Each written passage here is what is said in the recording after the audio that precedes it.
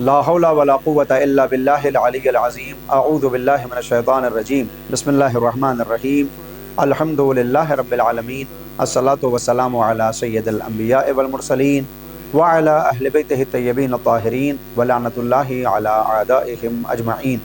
اما بعد فقد قال اللہ سبحانہ تبارک و تعالی فی محکم کتابہ الحکیم وہو اصدق الصادقین وقولہ الحق بسم اللہ الرحمن الرحیم من عمل صالحا من ذکر او انثى وهو مؤمن فلنحیینہ حیاتا طیبہ۔ حاضرین و سامعین سے صدیق عین صادق انٹرنیشنل اکیڈمی کی طرف سے آپ تمام افراد کی خدمت میں ماہ مبارک رمضان میں آنے والی تمام مبارک تاریخوں کی مبارکباد پیش کرتا ہوں اور دعا کرتا ہوں پروردگار سے کہ پروردگارہ ہمارے اس مہینے میں کیے گئے تمام اعمال کو قبول فرما اور یہ توفیق دے کہ ہم حقیقی معنی میں آل محمد کے محب اور تیرے بندے قرار پا سکیں۔ جناب فاطمہ بنت اسد سلام اللہ علیہ، حضرت فاطمہ بنت اسد فخر مریم ہیں۔ حضرت مریم کو جن پر افتخار ہو وہ مولا کائنات کی والدہ کہلاتی ہیں، اس لیے کہ حضرت مریم کو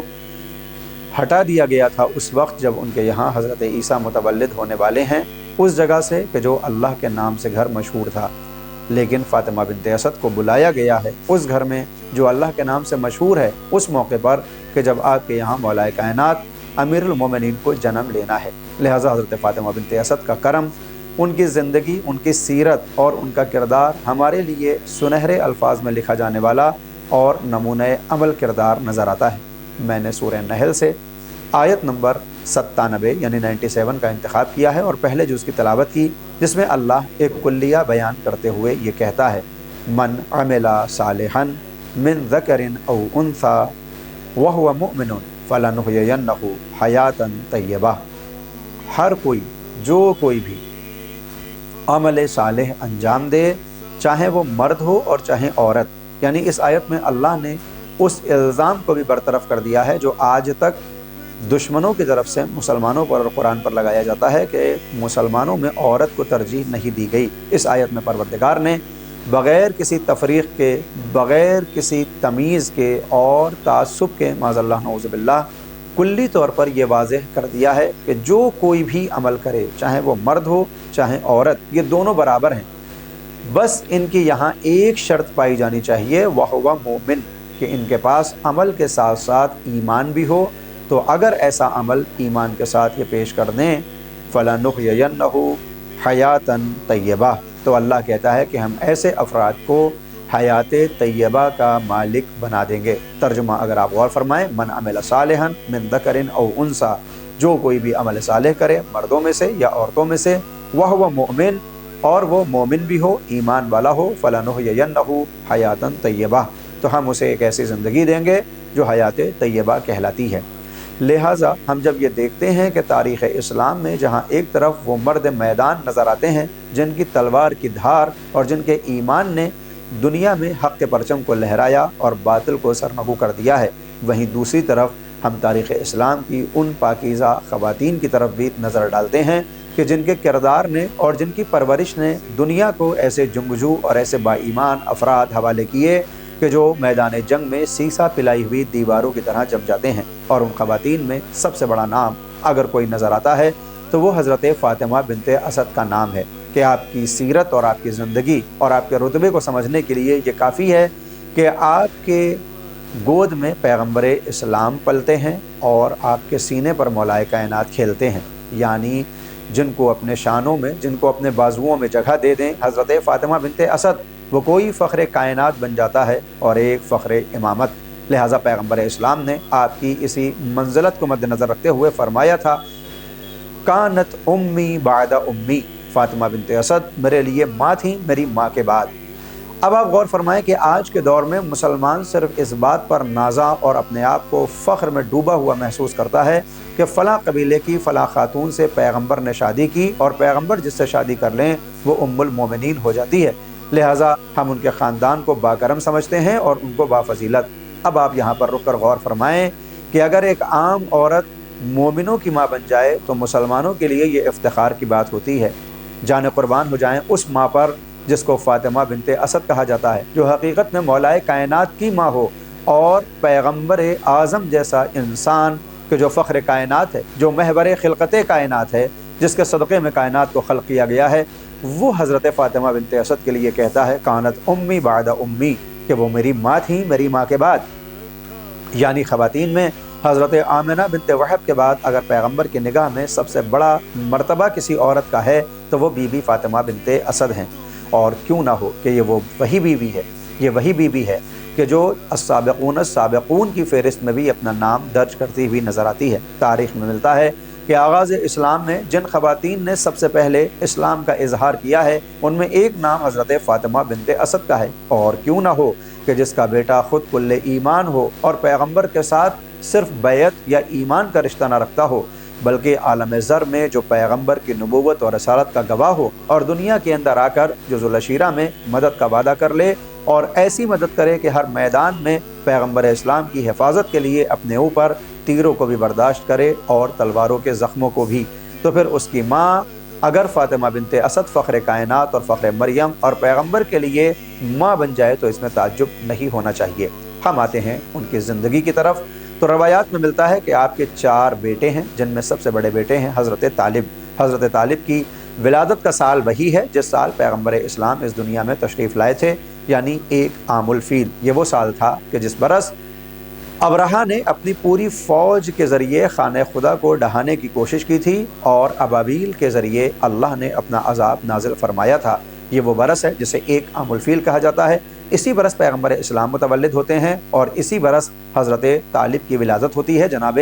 فاطمہ بنت اسد کے یہاں۔ تاریخ آگے بڑھتی رہتی ہے اور پیغمبر اسلام کے صغر سنی میں ہی آپ کی ماں کا سایہ آپ کے سر سے اٹھتا ہے۔ اس کے بعد آپ کے دادا جو آپ کے مربی بھی ہیں اور کفیل بھی، جب حضرت عبد المطلب بھی اس دنیا سے چلے جاتے ہیں تو آپ کی کفالت کی ذمہ داری حضرت ابو طالب نے اپنے شانوں پر اٹھائی۔ مال کے اعتبار سے اور تربیت کے اعتبار سے حضرت ابو طالب نے جس ذمہ داری کو اٹھایا تھا اس ذمہ داری میں برابر کی اگر کوئی شریک اور سہیم نظر آتی ہیں تو وہ بی بی فاطمہ بنت اسد ہیں۔ ہم یہاں پر رک کر اپنے احساسات کا بھی جائزہ لیں کہ ہم کسی سے کتنی بھی محبت کیوں نہ کرتے ہوں، ہم کسی کے اوپر کتنا بھی قربان کیوں نہ ہو جائیں، مگر اپنی اولاد سے زیادہ کسی کو ترجیح نہیں دیتے۔ مگر روایات بتاتی ہیں کہ فاطمہ بنت اسد پیغمبر اسلام کے گھر میں آنے کے بعد آپ کو اپنے بیٹوں سے زیادہ ترجیح بھی دیتی تھیں اور محبت بھی کرتی تھیں۔ لہٰذا وہ ایک جملہ جو بہت مشہور ہے کہ حضرت ابو طالب رات میں بچوں کو الگ الگ بستروں پر سلاتے اور جب کچھ رات گزر جاتی تو بستر کو تبدیل کر دیا کرتے تھے کہ اگر معاذ اللہ نعوذ باللہ کوئی سرکار رسالت پیغمبر اسلام پر حملہ کر کے جان لینے کی کوشش کرے تو پیغمبر محفوظ رہ جائیں، اور اس قربانی میں اگر ان کی اپنی کوئی اولاد شہید ہوتی ہے تو اس کو وہ گوارا کر لیں گے۔ یہ کردار نہ صرف حضرت ابو طالب کی شخصیت کو اجاگر کرتا ہے بلکہ فاطمہ بنت اسد کی مہربانی اور رسالت کے ساتھ ان کی محبت کو بھی ہماری نگاہوں کے سامنے رکھتا ہے۔ اگر آپ غور فرمائیں کہ کوئی بھی ماں یہ پسند نہیں کرتی ہے کہ کسی دوسرے بچے کے لیے اپنے بچے کو خطرے میں ڈالے، مگر فاطمہ بنت اسد نے اس عمل کو انجام دے کر یہ بتایا ہے کہ اگر معاملہ صرف محبت اور رشتہ داری کا ہوتا تو شاید میں بھی وہی کرتی جو عام عورتیں کرتی ہیں، مگر میں ولی خدا کی ماں ہوں اور میرا بیٹا جب رسالت کی حفاظت کی ذمہ داری لے رہا ہے تو پھر میری بھی ذمہ داری بنتی ہے کہ میں اس بچے کی جان کو بچاؤں جس کا دشمن عنقریب پورا عرب ہونے والا ہے۔ لہٰذا فاطمہ بنت اسد نے 4 بیٹوں کی تربیت کی ہے جو آپ کے اپنے بیٹے ہیں۔ حضرت طالب جو پیغمبر اسلام کے ساتھ متولد ہوئے، ان کے 10 برس کے بعد دوسرے بیٹے ہیں جن کو تاریخ میں حضرت عقیل کے نام سے یاد کیا جاتا ہے۔ یہ وہی عقیل ہیں جن کے بیٹے حضرت مسلم ہیں کہ جو سفیر حسینی کہلاتے ہیں اور سرکار سید الشہداء کے مشن میں برابر کے شریک ہیں۔ 10 برس کے بعد پھر حضرت فاطمہ بنت اسد کے یہاں حضرت جعفر کی پیدائش ہوتی ہے اور حضرت جعفر کے 10 برس کے بعد مولا کائنات متولد ہوتے ہیں۔ آپ کے یہ 4 بیٹے ہیں۔ بعض روایات میں 2 بیٹیوں اور بعض روایات میں 3 بیٹیوں کا بھی تذکرہ ملتا ہے کہ جن میں ایک بیٹی جناب ام ہانی ہیں جن سے پیغمبر اسلام بے حد محبت کیا کرتے تھے، اور ایک بیوی ہیں جن کو جمانہ کے نام سے یاد کیا جاتا ہے کہ ان بیٹیوں میں سے ایک بیٹی کا لقب فاختہ بھی ہے۔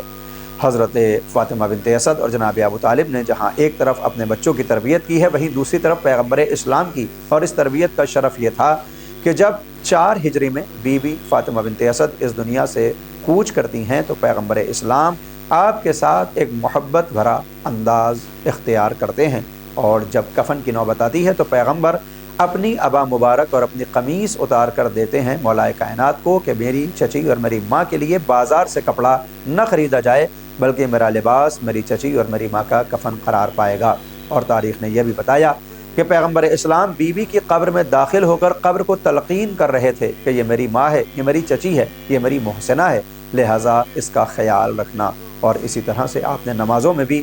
فاطمہ بنت اسد کی نماز جنازہ میں پڑھی جانے والی دعاؤں میں مغفرت اور رحمت کی بہت زیادہ دعائیں کی ہیں۔ حالانکہ یہ بات بھی اپنی جگہ محفوظ ہے کہ جب قبر میں آپ کو رکھا گیا ہے اور تلقین پڑھائی گئی تو تلقین کے بعد پیغمبر اسلام نے بی بی کو خطاب کرتے ہوئے کہا تھا، یا فاطمہ ابنو کے علی ولا جعفر ولا عقیل۔ اور جب یہ کہا تو لوگوں نے پوچھا، نبی خدا اس کا مطلب کیا تھا؟ تو آپ نے فرمایا کہ جب قبر میں آنے والے فرشتوں نے میری ماں اور میری چچی سے سوال کیا کہ تمہارا امام کون ہے، تو میری چچی نے تھوڑی سی حیا کی کہ اپنے بیٹے کا نام کس طرح لے، تو میں نے باہر سے ان کو سہارا دیا اور یہ فرمایا کہ بی بی آپ جواب دیں کہ آپ کا امام آپ کا بیٹا علی ہے، مگر بیٹا ہونے کے اعتبار سے نہیں، ولایت کے اعتبار سے، وگرنہ جعفر اور عقیل بھی آپ کے بیٹے ہیں، لیکن آپ کا امام آپ کا بیٹا علی ہے۔ ہماری جانیں قربان ہو جائیں اس ماں پر جسے فاطمہ بنت اسد کہا جاتا ہے، اور ہم ان کے کردار کو اپنے کردار میں اتاریں اور اس ماہ مبارک رمضان کو حقیقی معنی میں اس طرح سے درک کریں